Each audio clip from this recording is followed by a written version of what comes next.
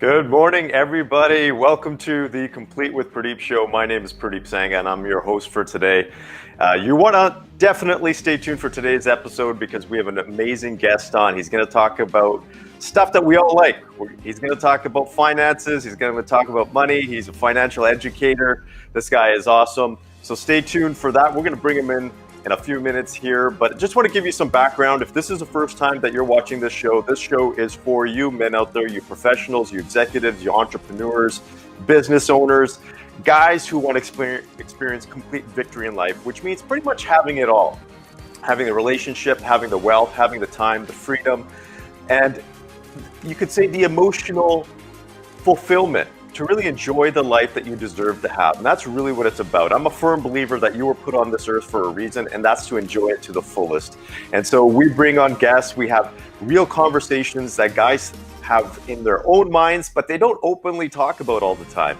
And so we're here to drive value to you, to your life, to your loved ones. So if you can please like and share this with your network, that would be great. That would be very much appreciated. And if you do have any questions, please feel free to share them on LinkedIn. We got our backstage guy here, Elio. Thanks for joining us, Elio. Where are you, man? Oh, you guys ready for what is coming your way? How's everybody doing? Happy New Year, my goodness. Yeah, Happy New Year, man. You beat me to the punch. Yeah, I guess I want to wish everybody out there Happy New Year. 2021 is coming up. Elio, it's been an interesting 2020, hasn't it? Oh my gosh, it's been absolutely interesting. I guess that's one way to put it. Yeah. But I think everybody's happy to have 2021 come up because I think that brand new start just gives everybody that, it's like they press that refresh button, right? That restart button. Yeah, it is just like a reset. And you know, there is a quote that I really like, that it is like this whole year has been like a setback. But this setback is nothing else than a reset for a comeback. So I love it. I've been taking advantage of that. And by the way, I have a little jam for you guys so we can fire up this morning already. And here we go. 1, 2, 3. Complete with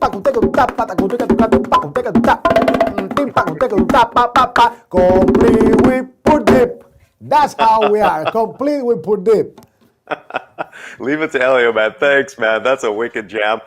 For those of you guys who don't know Elio, he's a cool guy. He does awesome production. He's in the music industry as well, the Fiesta Media group, you can say. He's got awesome production out there. So if you're looking for someone to help you out with production, I highly recommend that you reach out to him.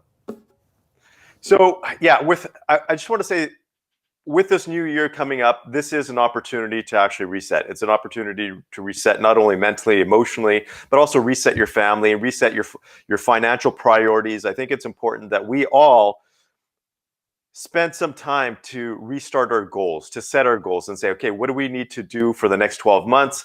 Where do we not do so well over the past 12 months, and actually do some reflection? That's an important part. You know, guys ask me all the time, what does it take to actually move forward? What does it take to be super successful?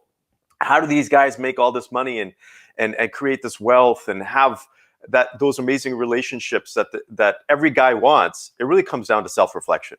That's a big element. Because if you can self-reflect and you don't beat yourself up, because I know sometimes it's easy to say, I screwed up on this or I screwed up on that.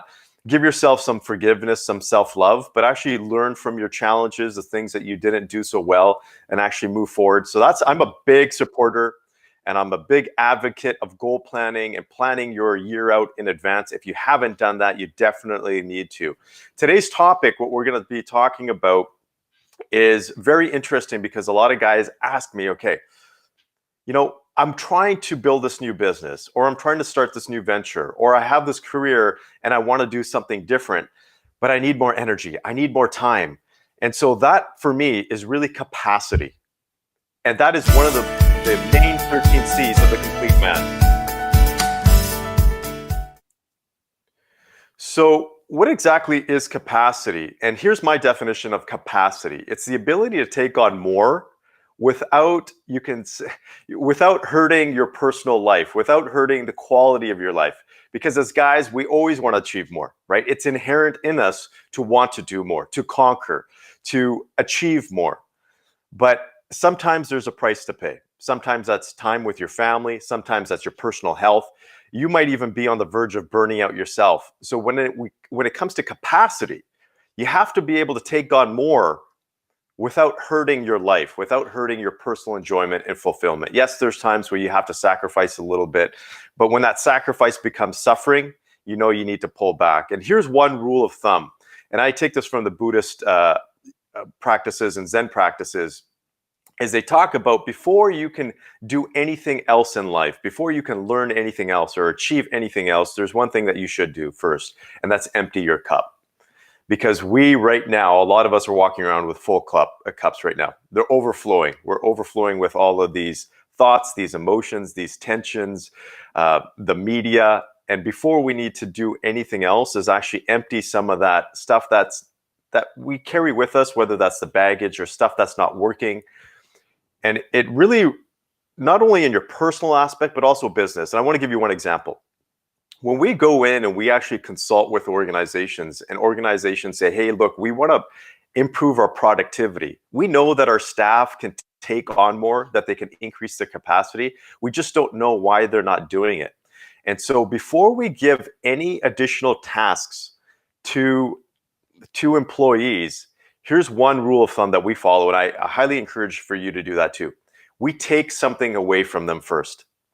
And that doesn't mean that we take away a task. It just means that we take away something that might be slowing them down. We might make something more efficient for them. We might take away a piece of technology that's not working and replace it with something that's more effective. So before you take something on, try the principle of trying to empty something first to increase your capacity. And that's important. And I think our guest here for this show can help you with so many different aspects, but we're going to focus on the financial part.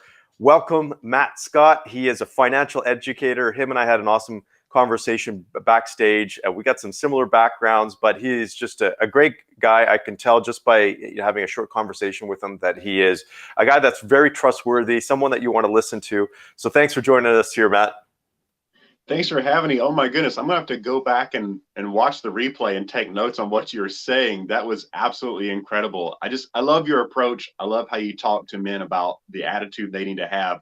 I can't stand it when people say that I can't wait for 2020 to be over, because I feel like that's kind of a lazy way to think about it. And the only way that you're gonna have a great 2021 is if you and me, make it that. And your concept about business, about the full health of the man is amazing, because as an ancient book of wisdom says, what does it profit a man to gain the whole world and lose his own soul?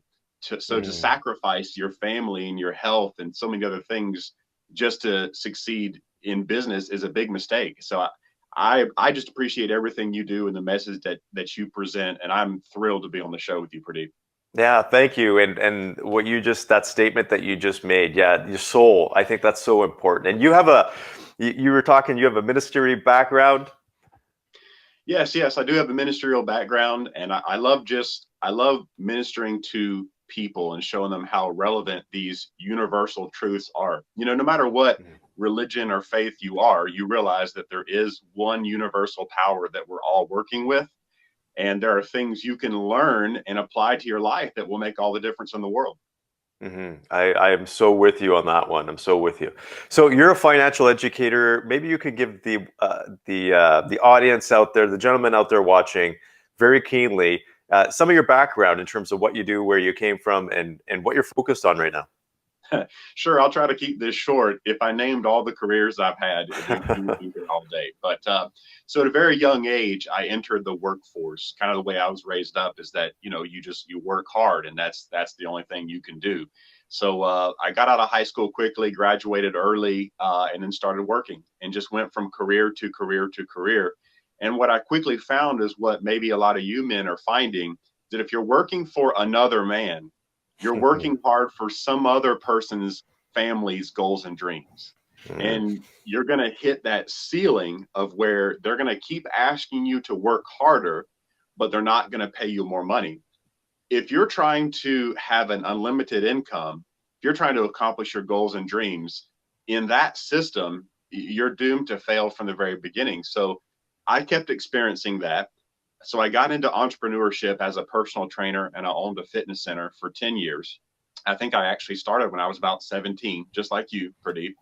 Wow. And it worked well until the economy collapsed in 2008. And, you know, in my city, you either paid for beer and cigarettes or a gym membership.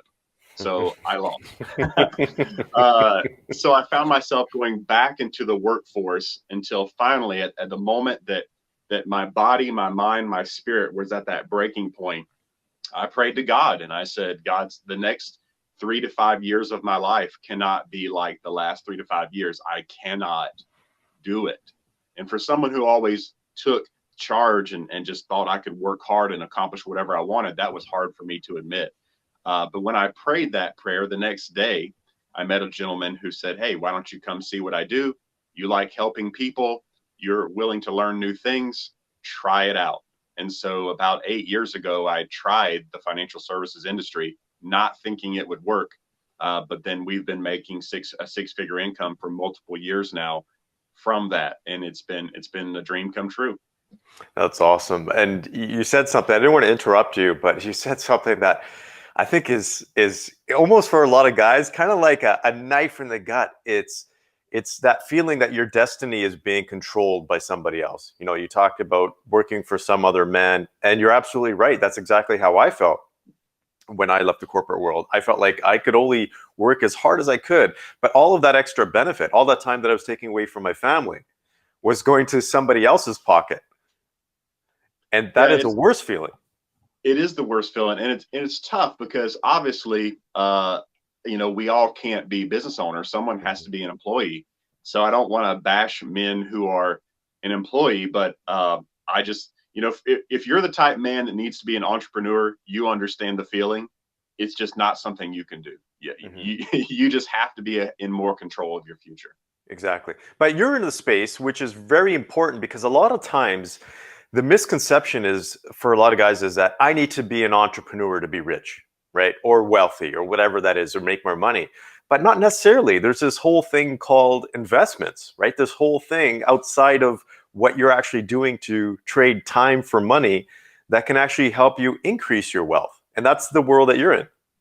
Yeah, absolutely. It's kind of wild. Right now in America, the percentage is the statistic is 90% of Americans at age 65 cannot retire. 90%. Well, that's so 9 out of 10 people Yes, don't cannot have the retire at means to age retire. 65. And the Wow. crazy thing is, if they would have learned a few principles about investing and retirement plans, I could take an 18-year-old out of high school who works at McDonald's their entire life and make them a millionaire at age 65. It's not difficult at all when you know how to do it. So here's an important statement I think every man should write down. You don't get wealthy off the money you make. Mhm. You get wealthy off the money you save. So if you're making a ton of money, but you're not saving it in the proper place, you're going to be all flash and no cash. Yeah, and I can tell you because I come from the banking sector or industry, and when we used to take a look at when people would apply for loans or business loans or mortgages, even some of these high rolling professionals, and I don't want to bash, you know, I'm not doing a bash, but you know, guys that were these downtown lawyers that were driving flashy cars and big homes, you could take a look at their bank statements and their debt, and you'd be like, something is just not adding up here, right? They're swimming in debt, but they have this lavish lifestyle. So you're absolutely right. I'm a firm believer. It's how much you save and where you put that money as well, because you know we could just put it in the bank and make a certain percentage, which is next to nothing, or you can actually be smart about it and do other things. And I'm assuming that's where you educate people. Yeah, absolutely. You know, one of the advantages of being an entrepreneur or a business person is you learn about tax write-offs. And but the thing is, you can actually give yourself so many tax write-offs that when you go to get a loan, the bank says, "Well, you don't make any money." Hmm. So that again, that's where you need to have professionals that can teach you that. And then one thing that Elio and I had discussed that blows most people's minds is most people don't understand the number one rule of money. I mean, 99% of Americans have never heard the number one rule of money. It's not taught in school. It's not taught by the banking system. Not to put you on the spot, Pradeep, but do you know what I'm talking about? The number one rule of money invented or discovered by Albert Einstein. Have you heard of this? I think I have, but I'm going to let you talk about it here. Okay. Yeah, it's called the Rule of 72. And it's something that I've even talked to men who have gone to college with a finance major Hmm. who have never even heard of this before. And this just kind of shows you how some of the most important things are left out of education. But the Rule of 72 simply states if you take the number 72 and you divide it by whatever interest rate you're earning on your money, no matter where you have that money, that's going to tell you the number of years it takes your money to double. Now, to wrap your head around it, let's just look at a simple example. If you're putting your money at the bank, as we mentioned, and we're not here to bash the bank, but while we're here, I guess we'll just bash the bank. But if you put your money in the bank at 1% interest, 72 divided by 1 is 72. So that means it would take 72 years to double your money. So if you put $10,000 in there, it would become $20,000 72 years later. But the $1,000,000 question literally is, what is the bank doing with our money? Well, they're taking all our money and they're investing it somewhere else and making more like a 10% or 11% interest, which is not difficult. There are mutual funds that have averaged that for longer than we've been alive. Well, 72 divided by 10 is 7 years. So imagine 10,000 doubling every 7 years, 10,000, 20,000, 40,000, 80,000, 160,000, 320,000. That multiplies very quickly. So you've got to get your money multiplying for you since you worked hard for your money instead of somebody else. Yeah, and the reality is that there's a lot of people making money off of everybody else's money. And I think that's where we have to be open and be like, okay, so what? And it's about diligence, right? A lot of the times the conversation about money isn't easy to have. It's Mm-hmm. a tough one, especially when you get into the realm of even couples, for example. Right. I'll be honest, my wife and I sometimes have some tough conversations because we've made the agreement that I'm not going to look at a credit card statement anymore because it's not conducive. But it's one of those things that it's just everyday stuff, right? It's everyday life, and money is a tough one. Unfortunately, there's life outside of money, right? There's Yes. life outside of money, and a lot of us, unfortunately, don't have the means to not have to worry about money. There's a lot of people out there, and I think this is where we were talking backstage about the stimulus check, that there are people, unfortunately, that are dependent on the stimulus check, and the government now has control over their livelihood. And Right. when people talk about $600, like they're giving $600 for, what is that going to get them? Like that's Yeah. just, for me, I don't even know. I'm trying to comprehend this to say, okay, for $600, how is that going to improve a family's life? Yeah, we know that money can't buy happiness. You hear it all the time. I mean, you can't take money and go to the mall and go to the happiness store and buy it. But at the same time, if you already know what makes you happy, like taking care of your wife, doing Mhm. things for your kids, going on vacation, giving to charities that you're passionate about, money certainly helps. It's a tool. And Mhm. you're right, $600. I mean, for an entrepreneur, we look at $600 and we say, well, that's an hour or two of work. Yeah. Like and I'm glad you gave me a chance to say this because I want to speak to all men out there. Listen, if you're in a position in your life where the government giving you $600 is a relief and is much needed, look, we're not trying to make you feel bad because I don't believe in really talking about your past. That's done. You can't Mhm. change that. But what I am telling you as a man is you can do it. You can get in a position to take charge of your finances to where $600 is not going to make or break you. The fact that the government giving you that money is something that you need to pay your rent or keep your lights on. I mean, if it is what it is, and I'm praying for you and I hope you get out of it, but you should be more focused on getting yourself in a position where nobody can put their thumb on you like that, Mhm. than being concerned about what the government's going to give you. I couldn't agree more. It's about taking control of your own destiny. And that's the concept that we talk about when it's about being the complete man. And complete man being you're complete from within, but more importantly, you have control over your own destiny. You have control over your own path. And unfortunately, a lot of people, we do put too much faith. And I'm not a government basher by any means, and I'm not a conspiracy theorist. I think we need to have government. It's important. Otherwise, society goes all over the place. But when you become dependent on the government, as you said, it's not only it's not a good feeling, but it's not a good situation, because the government's going to want that money back in some way. They're gonna change other policies. They're going to cut back or whatever it is. And that's going to come back on the same people that they're giving the money to, because it's the entrepreneurs that know how to get through the loopholes that end up, I'd hate to say it, I think everybody should pay their fair share of taxes, but it's the wealthiest that end up avoiding the taxing. And it's really interesting to see how that works.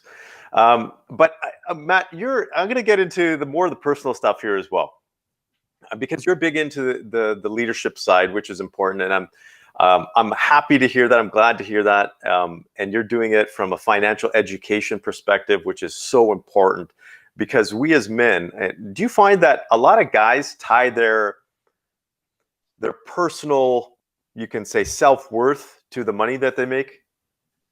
Yeah, you can go too far either direction. I mean, we've got men out there that they take no emotional responsibility in their home, in their marriage, and they say things like, well, I put food on the table. Well, come on, man up. You're here for a lot more in life than to put food on the table. There we go. On the other hand, you can go the other route, and you have these other men who are just extremely passive, and who don't feel like that providing is important either. So finding that balance, everything rises and falls on leadership. And we have a saying, speed of the leader is the speed of the team. And so, it is important for men to realize that you're valuable and you are here for a lot of things besides just providing financial wealth. You're here to provide relational and emotional wealth for the people you come in contact with as well. That's such an interesting topic, because I was just talking to a woman yesterday about that very topic, and how she was talking about a lot of men that she knows feel like just because they provide money to the household and they provide a lot of money, that they can get off the hook with the other stuff in life, like the emotional support and other areas.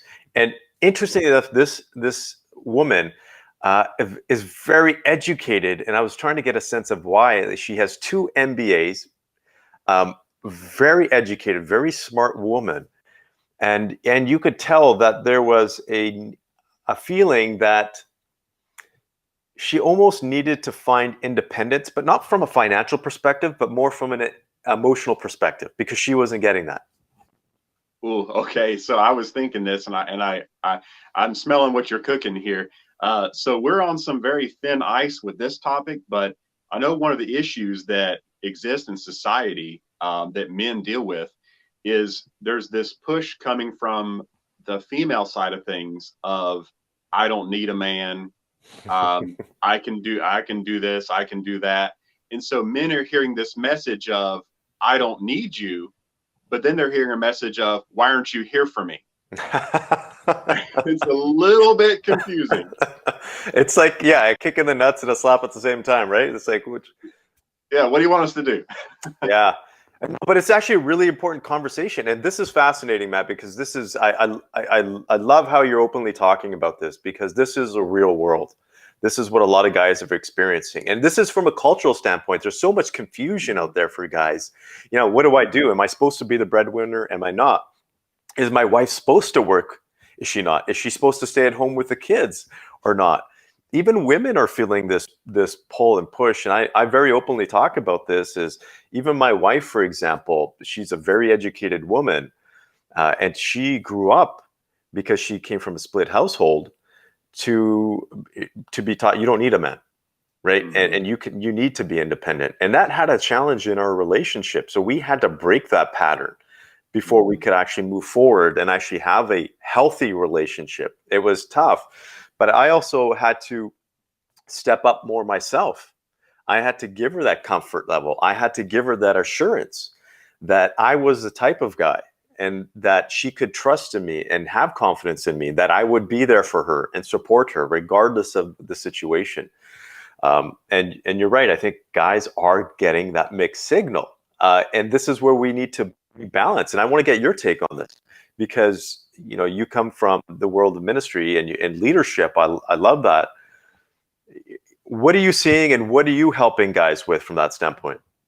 Yeah, I love ministering to men. I always have, because I feel like no matter what, and call it what you will, I think ultimately we have the responsibility to set the example. I think we have the responsibility to endure the weight, endure the pain. I feel like we do, and that might offend some people, but there's so many messages that are coming in to a man's life that he's hearing from all positions. And in a marriage, like what you and your wife had to do, you guys had to put yourself in a cocoon, in a bubble, and say, okay, what works for us? And I tell a lot of men, you got to read your own instruction manual. A lot of people don't read their own instruction manual. That means research, why is your personality the way it is? Why are you the way you are? And it's from the way you were were brought up. Obviously, your personality is a result of what you dealt with while you were growing and while you were maturing. So things like studying your personality type, things like, and I know you know about the Enneagram, that revolutionized my wife and I's marriage, from learning what is my personality type and what am I prone, what are my strengths and weaknesses, what is her personality type, what are her strengths and weaknesses. And it made things make a lot more sense, especially if you're in a relationship. You're a partner, you're a partnership, you're a team. It's you versus the world. So you got to be careful of what you let in from the outside. Well, I'm so refreshed to hear you talk about this because typically I'm the one that's talking about this. So to hear it from someone like you, this is actually, it's nice. It's refreshing. I think this message needs to be shared more and more. And I'm so, how would I say, I am so happy to hear that you're actually sharing that through the work that you're doing, because that gives me hope to say that, okay, yeah, we are slowly getting out there. We are slowly, making an impact on the guys. And this isn't to bash any movement, but there's a lot of movements out there that are telling guys that it's not okay to be a guy. It's not okay to be masculine. It's not okay to take leadership or take accountability. And you know what? You gotta be less of a leader, which I'm not for. I do believe that as a strong man, it's inherent in us. We're built to be leaders. We are built to put ourselves forward. I'll give you a stat here, Matt. 92% of the men, 92% of the people who die at work, so from work hazards or whatever that is, are men. Right. 92% are men. And we're talking about the police force, we're talking about military, we're talking about, the firefighters. I just skipped the word there. But all of these high hazard jobs are taken majority by men. I'm not saying that women don't and then women don't do well, but I'm saying 92% of the people that die are men. It's because they put themselves forward for harm, to protect others. So there is a strong need for strong men. We are there to protect. I think that's one of the things that we as men are meant to do, is protect the people that we love. Yeah, it goes back to that statement that you are entitled to your own opinion, but you're not entitled to your own facts. And the facts are the facts. And the facts are that as men, we're physically built different. We're physically built in a way that makes us, whether you want to call it, I don't call it evolution, but if you call it evolution or you call it God, whatever you call it, we are designed in a way to be able to work, to be able to be physical, to be able to defend. And then women have the way that they're built and the way that they're blessed and their benefits. So this idea of toxic masculinity is just preposterous to me. I think what it is they've misdefined masculinity. But there's nothing toxic about it. In fact, I think what's toxic to society is when men aren't men, when men are not taking responsibility and they go, well, it's not on my shoulders. And I don't see where that's helping anyone or society at all. I think you're bang on, because a lot of people point fingers at men, whether they're in powerful positions and they are abusing their power or whatever it may be, other people, and they're saying that that is a poor example. That's masculinity. And I have to come back and say, no, that's not masculinity. That's just either immaturity or that's just plain out abuse.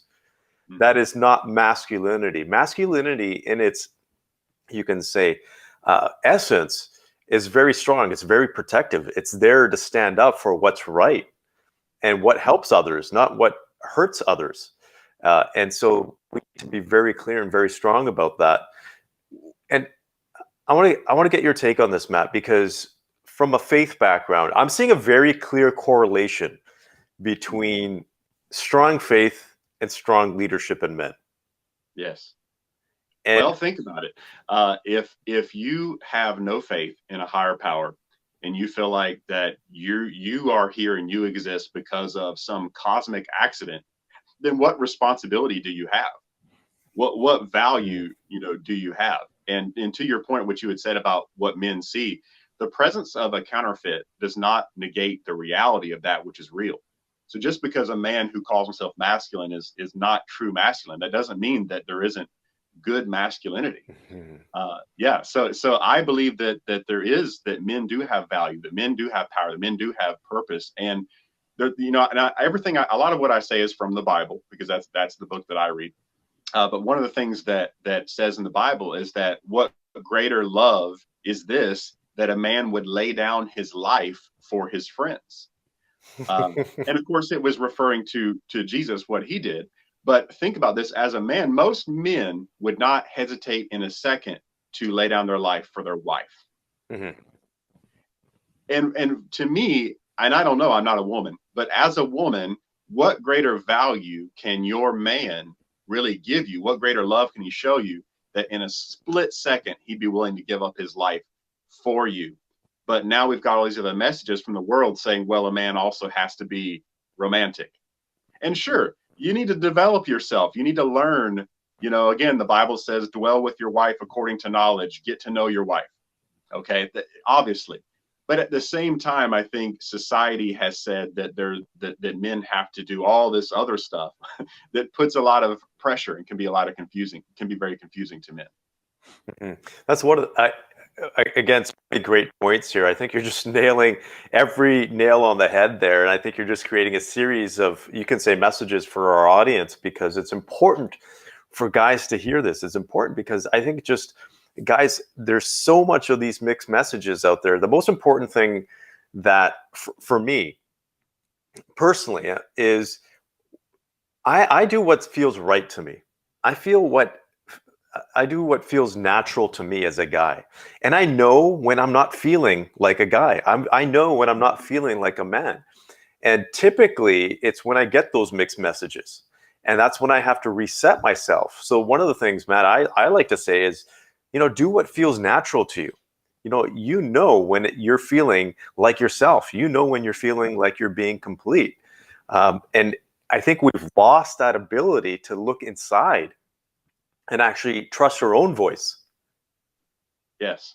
Yeah, absolutely. And that's an important conversation, that, if you're in a relationship and there's something that you're experiencing as a man, or you're hearing, your spouse say, and like you said, it gives you that feeling that is not beneficial to you, and obviously not beneficial to the relationship. And if you just swallow that and endure that and don't communicate that, it will rot your relationship from the inside out.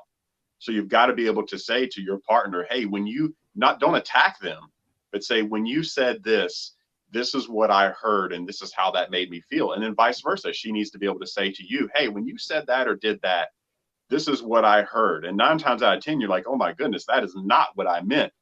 Yeah. But you're right. We do have to be honest with the way things make us feel, because again, regardless of what you think is the source of your existence, you were made a certain way. You are programmed a certain way. And if something that you're doing or hearing or experiencing is going against that, you've got to address it. You're not being a man by just ignoring it and moving on, because eventually you're going to die early from all the stress and blood pressure of all those things inside that you didn't address. Mm-hmm. I think you're so right, because we're seeing that in guys a lot is their anxiety rates, the rates of depression, burnout, suicide, that's only increasing for guys. And I think a factor of that is all the additional pressures that are being put on where guys aren't being able to be themselves and they're trying to be something that this new society is trying to make them out to be. So I'm glad you're sharing that. When it comes to the work that you do from the financial education aspect, it seems and it sounds like if I was coming to you from a for financial advice or education, whatever that is, that you have a lot more to share with me than just the Yes. education part. Do you find that your world kind of intersects with that when you're educating men or women or couples? Well, it does, because the highest form of love that I operate in is something called agape love, and agape being the Greek word, which means a godlike love. Now, and more specifically, that means desiring the highest good for a person. So I may not have other forms of love with you. Like, certainly I don't have romantic love for you. Your wife does, right? uh, so, Oh, come on, so man. let's get to know each other first, Yeah, exactly. right? But I may not have other loves with people, but I can have agape love for everyone. I can desire the highest good for everyone. And so if you came to me as a financial client, I want to do more than just help you make money. I want to do more than just fix your financial problems. Because again, if I fix your financial problems, but you as a person are struggling, or your marriage is struggling, I want to offer everything to you, so that after we've met, you can say, man, I feel like I got so much more value out of this, because I have to. It's hard to explain this to someone that doesn't feel this way, but I have to benefit someone as much as I possibly can, because of that type of love that I have for all mankind. That's amazing. That is so amazing. We need more guys like you out there. I can feel that because you're just a genuine person. You're just out there to help someone. And I think, and you might find this too, Matt, is when you help someone on the other aspects, they may not focus as much on the things like money. We're saying money is important, right? That is important because people deserve to be wealthy. People deserve to have amazing things in life. But sometimes people put so much more focus on money that they forget the other aspects that could make them fulfilled in life. And Right. sometimes they pull away. So I'll give you an example is when guys come to me and ask me to help them grow their business, for example, one of the questions I ask them is, how do you want to feel when you get to the stage? What do you want your relationship to be like? And a lot of them look at me with a crossed face and they say, well, what does that have to do with business? Well, it has everything to do with business. Mhm. Because and I think you could feel the same way, Matt, because if I'm going to sit here and pour my energy and my soul into helping you develop something that you want, I want to see you be happy as a result of it. Yeah, we talked about society. Again, society has this wrong message that wealth is bad, money is bad, that means you're greedy. But again, the definition has gotten messed up, because the definition Mm. of wealth goes far beyond money, and society even tweaks ancient wisdom. Okay, so we've all heard, oh, money is the root of all evil. That is not what that scripture says. That scripture says the love of money is the root of all evil. Mhm. So what you're teaching men and I'm teaching men is that, hey, what do you love? Let's talk about what you love. Let's talk about the way you love to feel. And then let's talk about how your wealth coming from the success of your business can give you more of that. Mhm. And I was thinking about this entire week because you're absolutely right. Because the definition of wealth, I personally believe, has been misconstrued. Because I see wealth as not hoarding, because we have now turned wealth into how much can we consume, how much can we save, how much can we hold back and accumulate. Whereas wealth for me is how much can we give back, Mm-hmm. right? How much can we give to others? That is true wealth. And it's hard to give to others what you don't have yourself. It's a lot easier to donate to causes, to give time to charities if you have that time, if you have that wealth, or that money. If you don't have that, it's tough to give. So I think, and this is the work that I've been doing with guys, is trying to reshift their perception of wealth. That it's not about consumption and hoarding. It's more about giving. Yeah, you cannot be greedy and generous at the same time. So if you're a generous person, then you don't have to worry about being a greedy person because you're not. And we've all heard the analogy of if the plane is going down and the oxygen mask drop, what did they tell you to do? Put on your mask first and then help the person next to you. So if you're not taking care of your finances and you're not taking care of who you are on the inside, how are you going to help anyone else?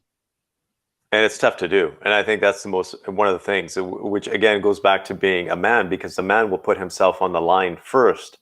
And a lot of guys are doing that right now. And it's important to have your personal health in check, right? Your mental health in check, your emotional health in check, and take care of yourself so you can take care of your family. That's why a lot of guys that if I see someone that's overweight or unhealthy, it's like, man, you gotta get yourself in shape, because Yeah. you cannot get to that point where you're maybe in your 50s or your 60s and you're questioning whether you're going to live for the next 5 to 10 years.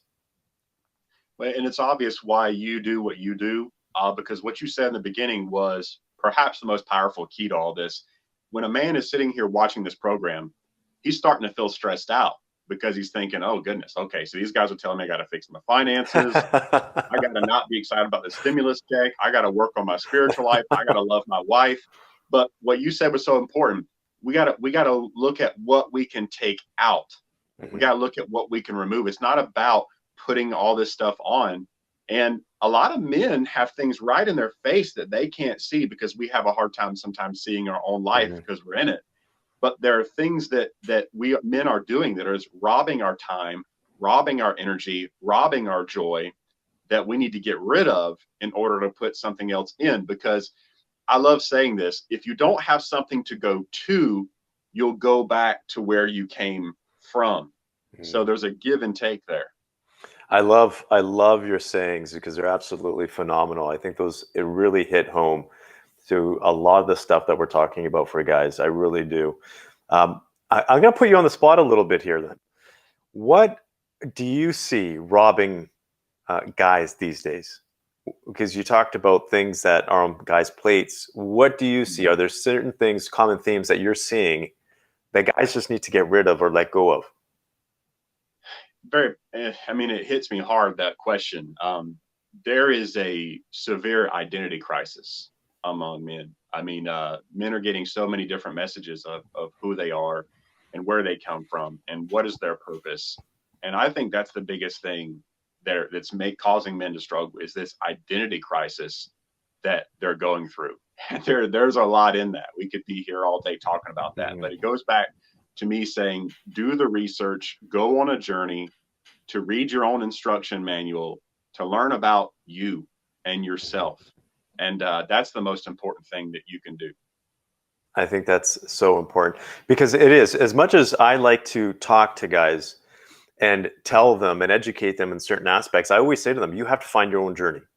You have to find what is right for you, what is right for your life, because not every guy's life is the same.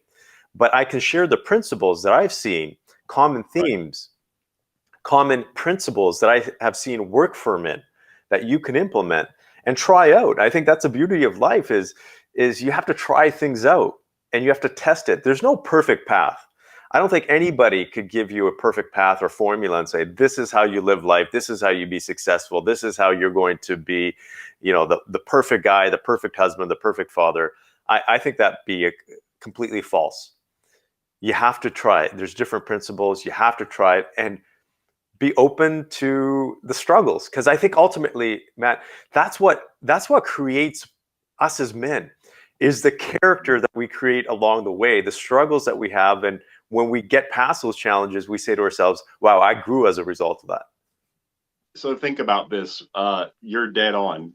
When you grow as a child, how do you become an adult? So how does a boy become a man? Well, he becomes a man through a series of asking tons of questions and trying things, trying things out. Now, interestingly enough, we become a man as far as our age is concerned, but we stop asking questions and we stop trying. And so we don't develop any further. And, coming from, I don't, if you can tell, I'm avoiding the word religion, Mhm. because I am actually not a believer in religion, which Mhm. blows people's minds. I'm a believer in having a relationship with God, and there's a big difference. But Yeah. one of the problems with religion is religion tells you don't ask questions. But I think that's the worst thing in the world. You need to ask questions, because that's how you become sure. That's how you become solid. That's how you learn. So yeah, there's just so much tied up in that. I don't want to take the conversation down an entirely different path, but just like you said, men need to ask questions and learn their journey. Well, it's important because all of the stuff that we talk about, whether it's financial wealth or a relationship, there's underlying reasons why guys have it or they don't have it. Right. And that's what we're talking about here. Just because you think you're going to get wealthy doesn't mean you're going to get wealthy if you have a crappy relationship, if you're constantly thinking about what's going wrong in your marriage or why you may not be good enough or your identity crisis. When you have all of the other stuff, that's when wealth comes to you a lot easier. So Yeah, these, and society tells you another lie that, well, you're not wealthy because you're this race, or you grew up this way, or this reason. And again, you quit getting your messages from other people that ultimately do not care about your well-being. oh, exactly. And I always tell people, look to other people who a similar lifestyle or live by similar principles that you want to live by, not necessarily everybody else. But also do your due diligence, because especially with social media now and the ability for anybody to go online, it's easy for us to get fooled. It's easy for Oh there yeah. to be misinformation. So always be Yeah, open to yeah. that. If you go on someone's social media page and you're seeing, mansion posts and expensive car posts and things like that stuff makes me sick, because I feel like subtly they're telling you that that's the goal. A- And that's not the goal. And those things oftentimes come as a result of the much more important things, as we've been talking about today. Hmm. And I'm going to go back to something else that you talked about too, on the spiritual side. I call it spirituality. Some people call it faith, right? You talk about not talking about or mentioning it as religion, and I'm on the same page as you, because I do believe in a higher being. I do believe that there is something greater. I don't know. I like to take principles from religions, as you've definitely done, as you've pulled the best out of your faith and said, okay, these are the principles that I'm going to live by, and I'm going to help others live by, which I think is important, because it's always. And you mentioned the other part to that, which was asking questions. That is such an amazing skill to have. Is just the ability to ask questions and ask the right type of questions, because I think there's a lot of guys out there that are asking wrong questions or wrong type of questions, because it could be, instead of saying what can I do to improve my financial situation, they might be saying, well, why did I screw up? Why am I screw up? Why do I continue to screw up? Why am I poor, or whatever that is? So the quality of the questions are definitely important as well. Yeah, you and I talked about, backstage, the role of a man, in a boy's life and in the family. And, as I mentioned before, as a boy, as a child, you grow up asking your dad everything. Hey, Dad, how do I do Mm. this? How do I build a tree house? How do I? And you get taught, hopefully, but then you come to a place when you're grown, a grown behind man, as we like to say, but you stop asking questions, so your Mhm. development stops. So you need someone like yourself, or someone that you can have as an accountability partner and a mentor to help you to continue to grow. Why stop growing when you're 18? That's ridiculous. And by the way, that's why you don't progress spiritually, emotionally, relationally, financially, is because you stop asking questions. And the other thing that's a problem too, and we kept saying it, is all the different messages from society. So when it comes to wealth, coming back to that topic, when it comes to wealth and financial success, there's another blog, there's another ad, there's another article. I call them squirrels. They're just there to Mhm. distract you. Oh, you should be in Bitcoin. You should trade options. You should look. What I tell men to do is follow what has created more millionaires in America than anything else. And it's just investing in common sense, tried and true investment vehicles where you can put your money in. You don't have to think about it. You can focus on your marriage. You can focus on your business. You can focus on your wife, and your money just keeps growing so that when you're ready to retire, it's there. That's awesome. Those are just, it's a simple principle, and it works. So that's amazing. So Matt, I could talk to you for hours about this, because you are one of the most fascinating guests I've had on the show. It's absolutely phenomenal. I love what you teach, how you teach it. I can just tell you're just a genuine human being. If someone out there in the audience is looking to find out more about what you do or the work that you do, where can they go to find out about Matt? Sure. Well, you can definitely email me, and that's Matt Scott. That's 2 T's in Matt, 2 T's in Scott. PFS, Paul Frank Sally at gmail.com. Definitely email me. That's the way you can get information. I am on Facebook under Matt Scott. As I was mentioned to you earlier, I'm not this guy who is just blasted out there on social media. I'm not knocking that. I'm just saying from my life, I just don't have time to follow all those things. But I would be definitely willing to help anyone. You don't have to be in Florida. You don't have to be one of my clients. Again, to me, at the end of my life, when I stand before my Creator, I want to be able to look at all the lives that I impacted and all the ways that I impacted someone's life. And again, no amount of money can buy me that feeling in my heart, that almost brings tears to my eyes. Never seeing $1,000 go into my bank account made me cry. But to hear a man say, man, you just said something that changed my marriage, that made me a better father, that made me a better man. Hey, I know you feel the same way, Purdeep. What higher calling is there for us? Absolutely. And I can tell you that there's guys out there that are watching this that feel that exact way, that you've said something today that's changed their life in some significant aspect. So for that, I want to thank you for joining me on the show. I wish we could talk for a lot longer. We'll have you back on the show, I'm sure, again in 2021. So thank you so much, Matt, for sharing your wisdom, for showing just your kindness and your principles to the audience here. So I wish you the very best in 2021. Thanks, Purdeep. All that means a lot coming from you. And I know you feel the same way. Our business and our profession is just simply our platform that we use to deliver a greater message and a higher calling. So I am very honored to be on the show, and the compliments you gave me, that means the world coming from you. And I would encourage every man that's listening to this program to plug into what you have to offer, because it's gonna change their life. Thank you. I'm truly humbled. Thank you so much. All the best. Same to you. So there you go, man. That was we had an amazing guest here, Matt Scott. I'd highly encourage you to reach out to him. If you're looking for financial education, or just, I'm assuming he's there to help as well, as he mentioned. So just reach out to him if you feel the need to do that. There's something that he said in particular that stands out for me. If you have no place to go, you're going to go back to the place that you came from. And so I highly encourage you, again, going back to, getting into 2021 with a great start. Plan what you're looking to do, what you want to accomplish. Find that goal that you want. You can accomplish it. It doesn't matter what happened to you in 2020. You can get past it. You can move forward. You can create the life that you want.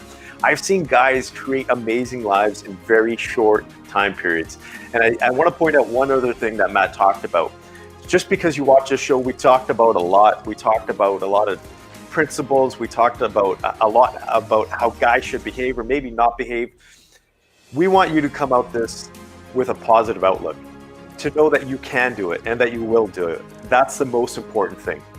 And to help you with that on your journey, if you haven't had a chance to pick up my new book, The Complete Man, now's your chance. You can go to CompleteManBook.com. It is free. I just ask that you cover the shipping, the basic shipping and handling. So if you want the opportunity, it's at a significant discount compared to Amazon. Go to CompleteManBook.com. Highly encourage you to read it. There's actually a lot of women that are reading the book as well. And I find this very fascinating, because they're getting to know their husbands a lot better, which is important to have as well. If you're in a journey, if you're in a relationship, it's important that you and your wife are on the same page there. So again, I want to wish you the very best in 2021, all the health, the wealth, the success that you're looking for. And I thank you so much for tuning into the show. And I look forward to you joining me next Thursday at 8 a.m. Eastern Time. Take care.